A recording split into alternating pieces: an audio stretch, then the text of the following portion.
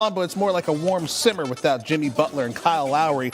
Both players out with injuries. They are in street clothes in South Florida. The Hawks, they would struggle early, partially because of Trae Young. Still can't get it going. 5 points on 1 of 7 from the field in the first half. He's shooting 13 of 43 by my math. That's just over 30% from the field in the first half of this series. Remember, he only had 9 points in Game 4, just 8 in Game 1. Max Strus isn't struggling at all.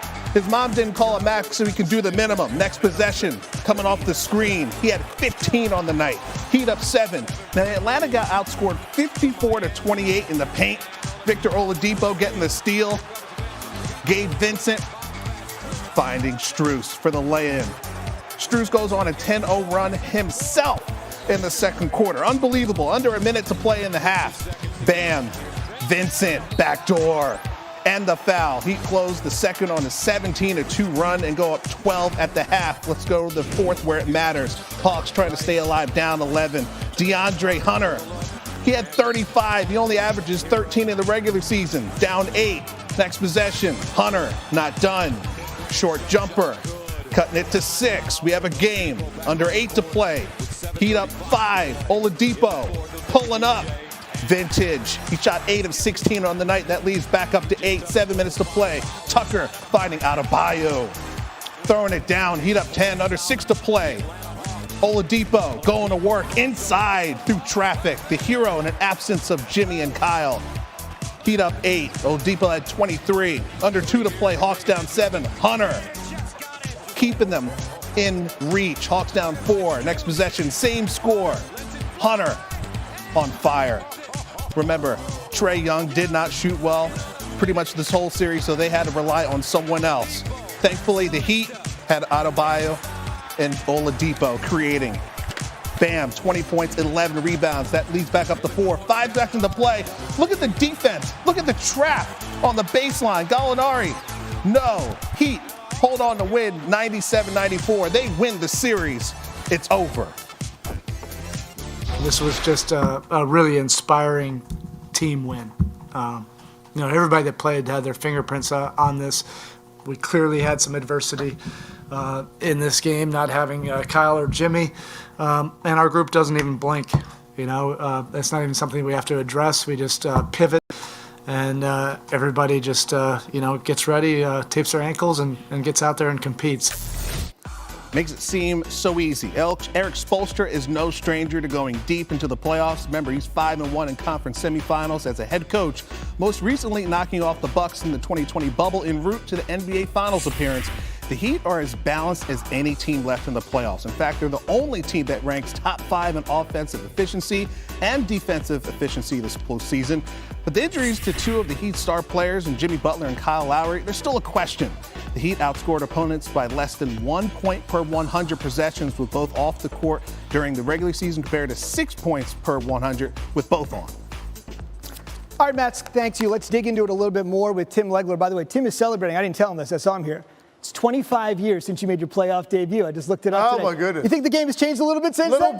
Little bit. I tell you what, I wouldn't want to play against that Heat defense. I know that. Let's talk a little bit about that. They closed it out very quietly for the second time in 3 years trying to make the NBA Finals. You mentioned it. The defense has been the calling card. Take us through the manifestation of that to eliminate Atlanta. It's just so elite, and they target guys. And obviously they're going to target Trae Young. In this series, they've done a phenomenal job, but particularly in this one, the Hawks trying to dig their way out of a hole. And I'll tell you, take a look at what exactly Trae Young was looking at here. I mean, this is just phenomenal. So the possession starts out, you can see right here on the weak side, they're face guarding. So anything he's coming up top, they're trying to get on the high side of Trae Young. And back is to the ball because you don't care. When you got Trae Young, you got no help responsibility. As this possession plays out, 8-point game, and this is important right here. You get the screen, you get the switch, but take a look at the way they switch to deny. So Trae Young has to come all the way out to half court. And why is that important? Because by the time he catches the ball, stop it right here, he is now above the hash. You've basically taken 10 seconds off the shot clock, and they have to restart their offense again. So now Trae Young gets the ball, looks up, and what does he see?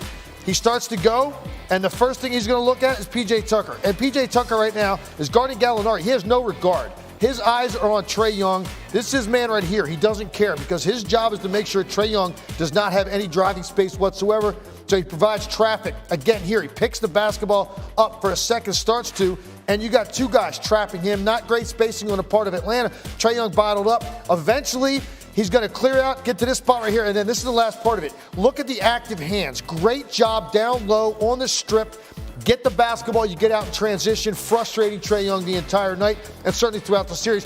And then here's another, it's the biggest possession of the game. They cut it to 3, you got one possession left. Trae Young's got the basketball over here, but once again, take a look at what you're doing defensively. You've already loaded up 2 guys. They're out near half court to make sure no running starts, no walking into a three-pointer, and just look at the defense throughout this possession. Now he picks it up. What do you have? You got pressed up here on the ball. You're going to have Herter try to break out, but you're going to get a denial there. We've got a breakout here for an offensive player. We've got a denial here. There's just nothing for Trae Young to do. Eventually, he gives the ball up to Herter, and just take a look at this basketball. 5 red jerseys. The ball will eventually make his back around to the opposite side, and take a look at Gallinari. He has nothing left to do but to try to drive this against pressure, because the main thing they wanted to do was right here. Take this guy out. And they're on the high side, even 35 feet from the basket. You force Gallinari to a really difficult off-balance 2-pointer. When they were down by 3, ball goes out of bounds. But for me, the physicality that Miami played with the entire series, and particularly tonight.